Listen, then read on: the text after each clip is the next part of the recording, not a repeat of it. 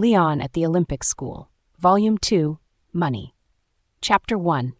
Léon Renart stood alone on the football field, his gaze lost in the endless horizon of the vast grounds of Palmaroux School. The late summer sun bathed the facilities in golden light, creating a striking contrast with the usual bustle of the place. The heavy silence was only interrupted by the dull sound of the soccer ball against the ground, pacing Léon's solitude. He juggled the ball mechanically, moving it from one foot to the other with a precision that reflected his unwavering dedication. Each touch of the ball brought him comfort, but was also a desperate attempt to fill the void left by the absence of his friends. The school, usually lively and vibrant, resembled a deserted kingdom, a kingdom where Léon found himself the only king, but also the only subject. His thoughts drifted to the last moments before the summer break. He remembered the warm goodbyes from his friends, Elodie and Paul. "We'll come back stronger," Paul had assured with his comforting voice, while Elodie had smiled with unshakable confidence, promising triumphant reunions. But those promises now seemed so distant, almost evanescent, in the face of the 2 months of solitude he had just endured. Léon felt a deep sadness. His nights were haunted by the fear of being forgotten, and his days marked by a rigid routine that brought no comfort. He trained intensively, striving to improve despite the absence of his companions. He knew that every minute of training was another step toward his goals, but the loneliness made each progress bittersweet. The school bells suddenly rang, breaking the silence and reminding Léon that the new term was approaching. The familiar sound awakened a mix of hope and apprehension in him. He couldn't help but wonder if his friends had changed, if they would still be as close. The uncertainty of the upcoming reunions was almost as heavy as the loneliness he had endured. Léon's gaze hardened, and he sent the ball flying into the goal with controlled force, as if to exorcise his fears. The words of Albert Dubois, the school principal, still echoed in his mind.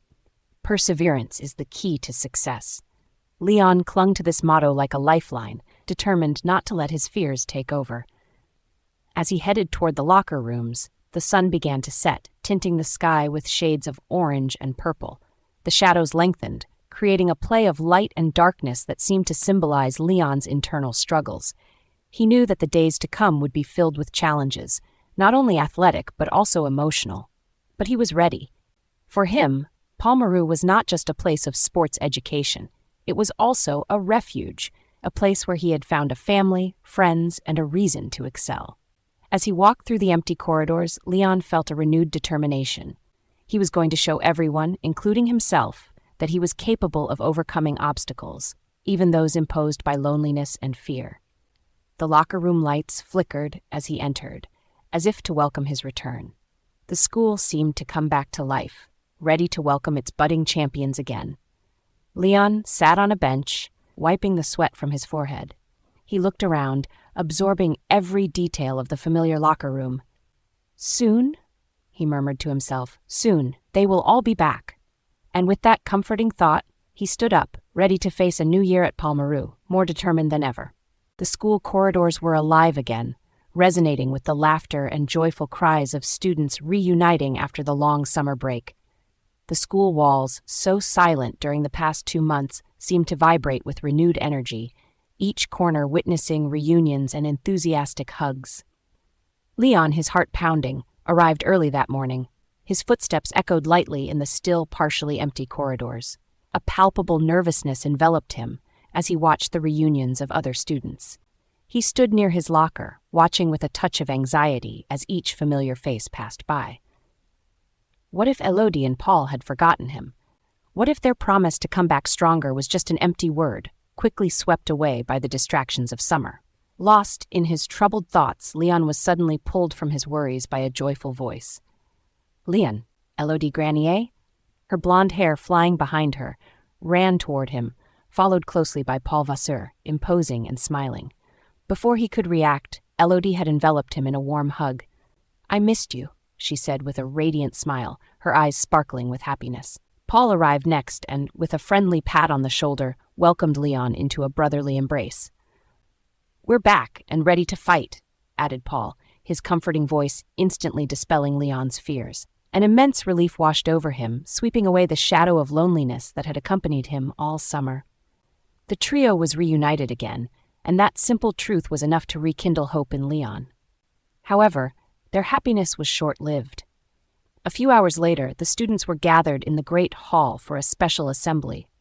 The murmurs and whispers fell silent as Albert Dubois, the school principal, stepped onto the stage, followed closely by Francis Pardon, the influential minister whose mere presence already inspired a wave of concern among the students. "Dear students," began Albert Dubois, his voice grave and solemn, "we are starting a new school year full of challenges and opportunities. But before we begin, Mr. Francis Pardon has an important announcement to make." Francis Pardon took the floor, his cold, calculating smile creating a worrying contrast with Dubois's encouraging words. "My dear young athletes," he began, "from this year on, new sponsorship policies will be implemented to fund events and participation fees. Only students supported by sponsors will be able to continue benefiting from the facilities and high-level competitions. This is a necessary measure to ensure the sustainability and excellence of our institution."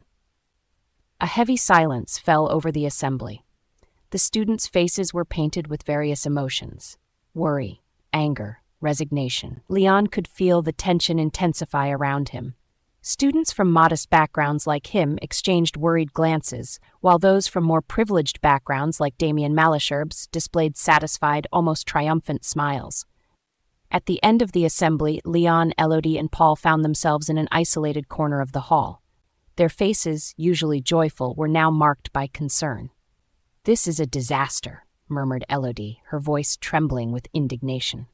"How are we going to find sponsors?" "We can't let Pardon destroy our chances," added Paul, his fists clenched in frustration. "We have to find a solution."